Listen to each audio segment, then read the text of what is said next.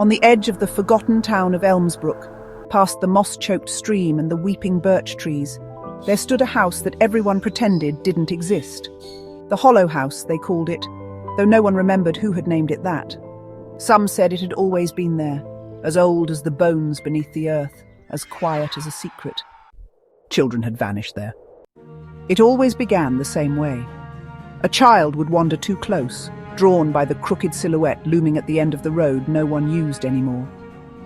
Maybe it was the melody, faint as wind through broken glass, or the lights, flickering from windows smeared with dust and shadow, but something called to them, low and soft like a lullaby half remembered from the cradle.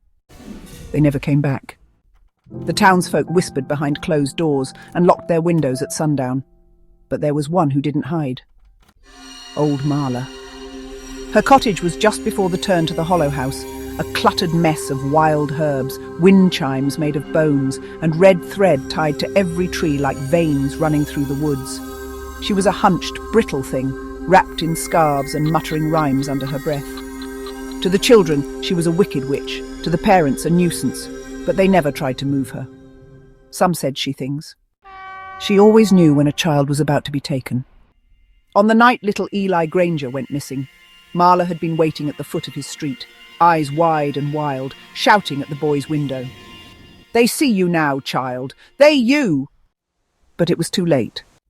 The next morning, the town awoke to his empty bed and the echo of silence thick in his home. His shoes were gone. The front door ajar. No footprints, no scent for the dogs to follow.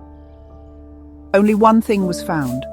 A single scrap of paper clutched in the roots of the tree nearest Hollow House, on which someone had scrawled in shaky crayon handwriting. "It's warm inside, it's singing to me." That day, the parents tried to tear down the Hollow House. They brought hammers, axes, even fire. But when they reached the clearing, the house was gone. No structure, no foundation. Just a stretch of rotting grass where no birds sang and no insects stirred, as if the earth itself had swallowed it whole. Only Marla stood at the edge, tears streaking down her dusty cheeks. "You fools!" she rasped. "It's never a house! And it's hungry!" That night, a dozen red threads snapped in the wind. Children tossed in their sleep, murmuring words no language had ever spoken. And somewhere, in the place where the Hollow House wasn't, but always, a door creaked open again. And the lullaby began anew.